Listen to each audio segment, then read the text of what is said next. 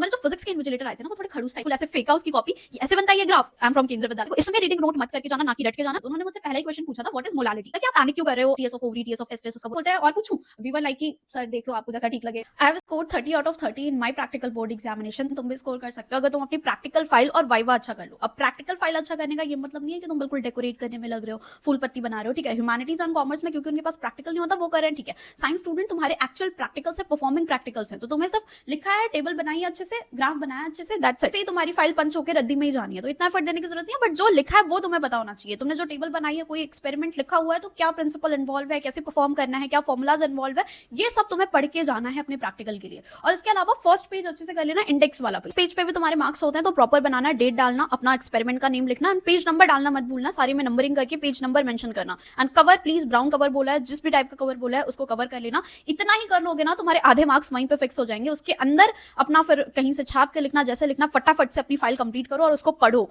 वहीं से आना है, वही एक्सपेरिमेंट तुम्हारे एग्जाम में आएंगे। अब एग्जाम वाले डे में कैसे होता है, हमारे टाइम में दो एक्सपेरिमेंट दिए होते हैं, एक एक्टिविटी होती है तुम्हारी। अब एक्सपेरिमेंट आपको रोल नंबर वाइज दिए जाते हैं, आपको एक पेपर मिलेगा, उस पर आपके एक्सपेरिमेंट के नेम लिखे होंगे। तो आपको सारे एक्सपेरिमेंट पढ़ के जाने हैं, क्योंकि आपको नहीं पता कि 2-3 कौन से वो एक्सपेरिमेंट आ सकते हैं। सारे एक्सपेरिमेंट की वीडियो देख लेना, जिससे पता हो कि परफॉर्म कैसे करते हैं। अब एग्जामिनेशन डे पे आपको एग्जाम वाली कॉपी मिलती है, उसमें आपको रिटन पोर्शन भी करना होता है। अब इसके लिए हर स्कूल वाले थोड़ा बहुत चीटिंग करने देते हैं, इसमें आपको प्रैक्टिकल फाइल थोड़ी सी मिल जाती है देख के लिखने के लिए, तो इसकी प्रैक्टिस कर लो कि जैसे ही मिले कुछ आपको ये, तो आप फटाफट लिख पाओ। सो प्रैक्टिकल एग्जाम में पढ़ने के लिए ज्यादा टाइम वेस्ट मत करना, मेन फोकस अपना थ्योरी एग्जाम, फाइनल एग्जाम के लिए रखना है। इसका सारा रिसोर्स तुम्हें मिल जाएगा व्हाट्सएप चैट बॉक्स पे कॉलेज दोस्त का। यहाँ पर आपको सारे सीबीएसई रिलेटेड मटेरियल, आपको important question paper, sample question paper, PYQ सारे लिस्टेड है। जस्ट आपको व्हाट्सएप पर ही मेंशन करना है। सारी पीडीएफ इंपॉर्टेंट क्वेश्चन एंड सब कुछ आपको व्हाट्सएप पर मिल जाएगी, वो भी फ्री ऑफ कॉस्ट। तो लिंक इसका मैं डिस्क्रिप्शन में दे रही हूँ। Do join this chat box and आपको सारा रिसोर्स मिल जाएगा। इवन कॉम्पिटेटिव एग्जाम के लिए भी आगे आपको इन्फॉर्मेशन चाहिए तो जस्ट मेंशन करो एंड सब कुछ व्हाट्सएप पर ही डिटेल्स आपको मिल जाएंगे। ज्वाइन कर लेना, it will be helpful for you. अब मैं तुम्हें अपने प्रैक्टिकल एग्जाम डे का एक्सपीरियंस बताती हूँ, कैसे परफॉर्म किया, फिर क्या वाइवा क्वेश्चंस थे। तो मेरे जो फिजिक्स के इन्विजिलेटर आए थे ना, वो थोड़े खड़ूस टाइप के थे, थोड़े स्ट्रिक्ट थे। बाकी केमिस्ट्री एंड बायो वाले जब हमारे प्रैक्टिकल थे तो वो ठीक थे। तो डिपेंड्स कि कैसे इन्विजिलेटर आ जाते हैं आपके। कुछ को होती है खुन्नस थोड़ी सी बच्चों पर निकालने की। फिजिक्स का पहला प्रैक्टिकल था, मेरा सेकंड शिफ्ट में था। तो फर्स्ट शिफ्ट वाले स्टूडेंट तो बिल्कुल ही बहुत खतरनाक प्रैक्टिकल इन्विजिलेटर आया हुआ है, बहुत खतरनाक क्वेश्चन पूछ रहा है वाइवा में। तो हमें तो वैसे ही सेकंड शिफ्ट में थोड़ा सा डर सा हो गया था कि यार क्या होगा प्रैक्टिकल में। मैं जाते ही हमें अपने एक्सपेरिमेंट्स बता दिए गए, दो एक्सपेरिमेंट सबको दिए हुए थे। तो मेरा जो एक्सपेरिमेंट आया था वो हाफ डिफ्लेक्शन मेथड से मुझे गैल्वेनोमीटर का रेजिस्टेंस बताना था, एंड दूसरा था फोकल लेंथ फाइंड करने का यूजिंग कॉन्वेक्स लेंस। तो ये दो एक्सपेरिमेंट थैंक गॉड मैंने परफॉर्म किए हुए थे पहले भी। अब एक स्टूडेंट का आया था मिनिमम एंगल डेविएशन निकालने का प्रिज्म वाला, एंड उस बच्चे ने शायद पहले वो एक्सपेरिमेंट परफॉर्म नहीं किया था, एंड उसे पता भी नहीं था कि ग्राफ कैसे बनाना है। तो भाई वो इन्विजिलेटर, उसने पता नहीं क्या ग्राफ बनाया था, बिल्कुल ऐसे फेंका उसकी कॉपी कि ऐसे बनता है ये ग्राफ, उसको सामने सुनाने लग गया और हम सारे अपना एक्सपेरिमेंट परफॉर्म कर रहे हैं। तो खतरनाक एक्सपीरियंस था वो वाला भी।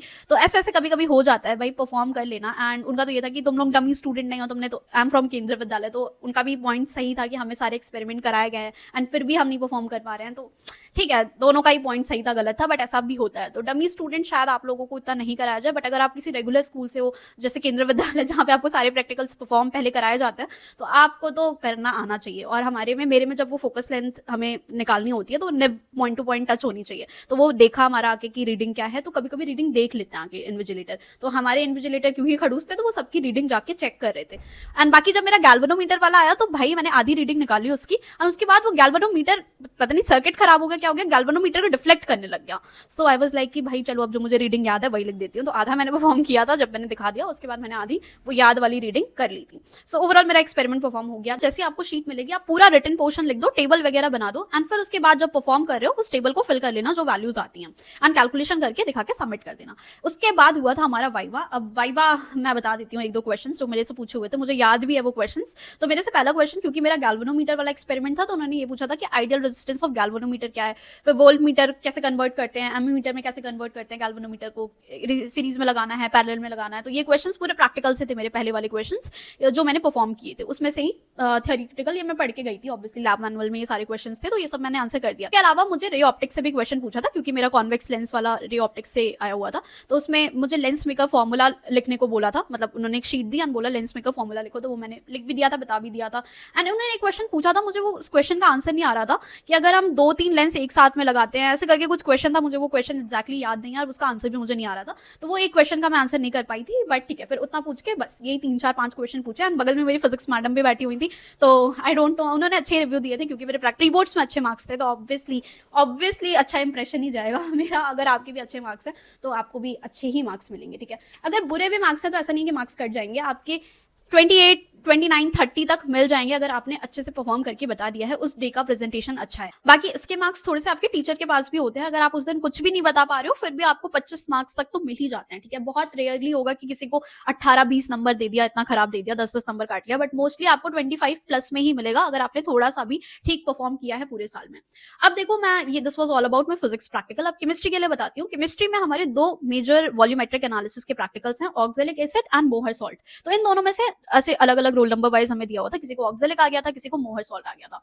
अब देखो, इसमें रीडिंग नोट मत करके जाना, ना कि रट के जाना, बिकॉज ऑक्सैलिक एसिड और मोहर सॉल्ट में आपको KMnO4 की मोलारिटी बतानी होती है ना, स्ट्रेंथ बतानी होती है, जो कि वो इन्विजिलेटर बनाता है, ठीक है। हर बार जरूरी नहीं है कि उन्होंने 1/50 का ही बना दिया, वो किसी भी कंसेंट्रेशन का बना सकता है। तो प्लीज इसमें वैल्यू मत रट के जाना। वॉल्यूमेट्रिक तो आप अच्छे से देख लो वीडियो, टाइट्रेशन कैसे परफॉर्म करते हैं, आसान प्रैक्टिकल है, खुद परफॉर्म करोगे वैल्यूज आ जाती है, स्ट्रेंथ वगैरह तुम फाइंड कर लोगे कैलकुलेट करके। अब पूरा टाइट्रेशन एंड उसकी कैलकुलेशन मैंने एक्सप्लेन करा हुआ है एक वीडियो में, उसका लिंक मैं नीचे डिस्क्रिप्शन बॉक्स में दे दूंगी। Do watch that video before your practical exam, जिससे आपको पूरी कैलकुलेशन एंड टाइट्रेशन समझ में आ जाए कैसे परफॉर्म करना है, तो वो करके चले जाना है। उसके अलावा आता है आपका सॉल्ट एनालिसिस। तो मेरा लेड नाइट्रेट आया हुआ था।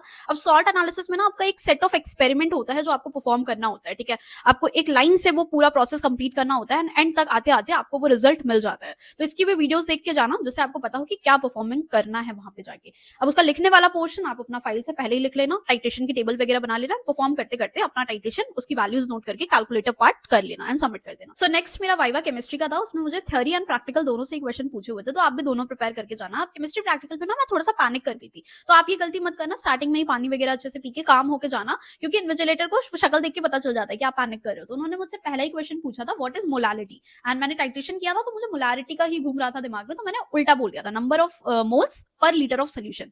फिर उन्होंने बोला अच्छा देन व्हाट इज मोलारिटी, ये बता दो।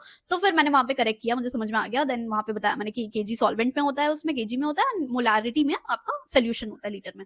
तो फिर वही उन्होंने बोला कि आप पैनिक क्यों कर रहे हो, आराम से, कोई दिक्कत नहीं है, आप अच्छे से आंसर करो, हम डरा नहीं रहे आपको। फिर उसके बाद थोड़ा सा कंफर्ट हो गया। नेक्स्ट क्वेश्चन उन्होंने प्रैक्टिकल से ही पूछा, एंड पॉइंट, टाइट्रेशन का रेडॉक्स रिएक्शन, तो ये सब मैंने उनको बता दिया था। फिर उन्होंने सामने से ही मेरे से पूछ लिया कि आपने थ्योरी में कौन सा चैप्टर प्रिपेयर किया, आपको कौन से अच्छे से आता है। तो मैंने फिर बायोमोलिक्यूल उस टाइम पे रिसेंटली पढ़ा था, तो मैंने वो बता दिया। उसमें मुझे ग्लूकोज की 3-4 रिएक्शन पूछी थी HI के साथ एंड सारी, तो वो मैंने उसका प्रोडक्ट बता दिया, दैट्स इट। और बाकी स्टूडेंट से जो मुझे रिव्यू, मतलब जो मेरे से पहले गए थे, उनसे एडोल कंडेंसेशन भी पूछ लिया था, कैनिजारो रिएक्शंस भी पूछ ली थी, तो रिएक्शन नेम, रिएक्शंस पे भी क्वेश्चंस एंड रिएजेंट का नाम वो पूछ रहे थे। तो बेसिक आपके यही आते हैं, ऑर्गेनिक से क्वेश्चंस हो सकते हैं, तो वो रिएक्शंस पूछ सकते हैं आपसे, केमिस्ट्री टाइट्रेशन के क्वेश्चंस पूछेंगे, या फिर आप एक चैप्टर ढंग से प्रिपेयर करके जाओ। अगर वो ऐसा बोलते हैं तो आप उनको बता देना वो चैप्टर, एंड उसमें से आपको क्वेश्चन आ जाएंगे इजी, आप फिर आंसर कर लोगे। तो ये मेरा केमिस्ट्री प्रैक्टिकल था, अच्छा ही हुआ था, इसमें भी मेरे फुल मार्क्स थे। देन कम्स टू बायोलॉजी में इजी एक्सपेरिमेंट्स ही आए थे। टेम्परेरी माउंट बनाना था हमें, pollen germination and onion root tip का माइटोसिस स्टडी करने के लिए।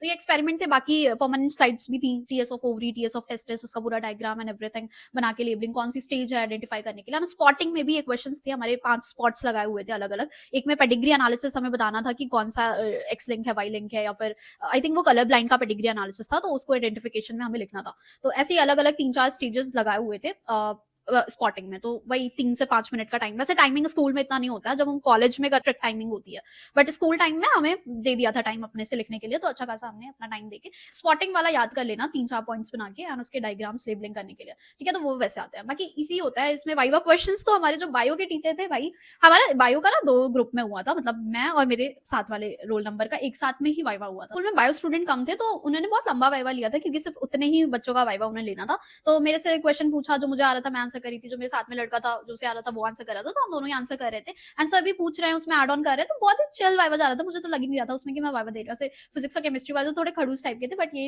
इन्विजिलेटर अच्छे थे, तो उन्होंने क्वेश्चन पूछा, वो बता भी रहे हैं हमें, डाउट्स भी उनमें पूछ रहे हैं, तो यही सब था, आराम से वाइवा हो गया हमारा बायो का। बेसिक वाई क्वेश्चन, अब बायो में आपको क्या ही क्वेश्चन बताऊं, कुछ भी आ सकता है, थ्योरी से ही वो पूछ रहे थे ज्यादातर क्वेश्चन, आपके एनसीईआरटी से क्वेश्चन थे, मेंडल से क्वेश्चन थे, साइंटिस्ट के नेम पे क्वेश्चन थे, तो ऐसे ऐसे ही वो बहुत सारे क्वेश्चन पूछे जा रहे थे। एंड फिर लास्ट में बोलते हैं और पूछूं, वी वर लाइक कि सर देख लो आपको जैसा ठीक लगे, तो ऐसा ओवरऑल अच्छा एक्सपीरियंस था, उसमें भी अच्छे मार्क्स मिले थे हमें।